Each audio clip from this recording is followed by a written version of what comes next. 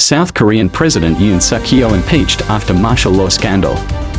South Korea's National Assembly voted on Saturday to impeach President Yoon Suk-yeol, marking one of the most turbulent moments in the nation's history. The vote, which secured 204 votes in favor against 85 opposed, immediately stripped Yoon of his presidential powers. This decision follows an intense week of political turmoil sparked by Yoon's brief and controversial declaration of martial law. The order, which banned political activity, censored the press, and mobilized troops around key government buildings, was rescinded within 6 hours after the National Assembly unanimously rejected it. The move provoked widespread outrage across South Korea, a nation still haunted by its authoritarian past.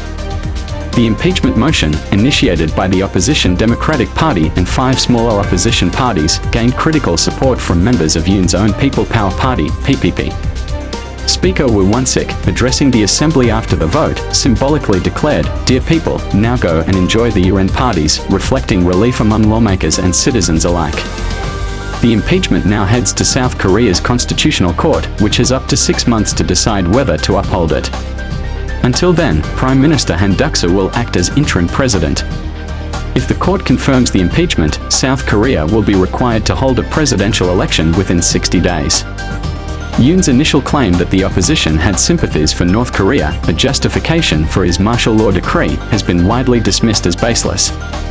Protests demanding Yoon's resignation erupted nationwide in the wake of his declaration, drawing tens of thousands to the streets of Seoul.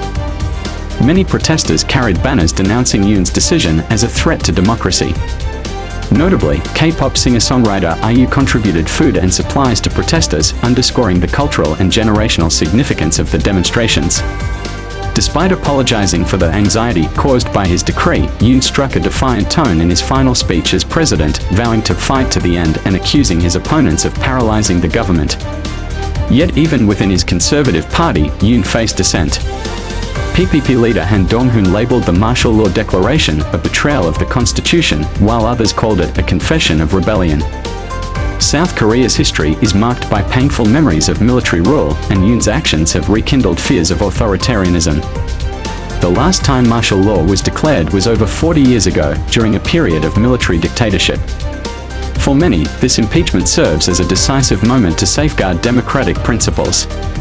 As the Constitutional Court prepares to deliberate, South Korea faces months of political uncertainty.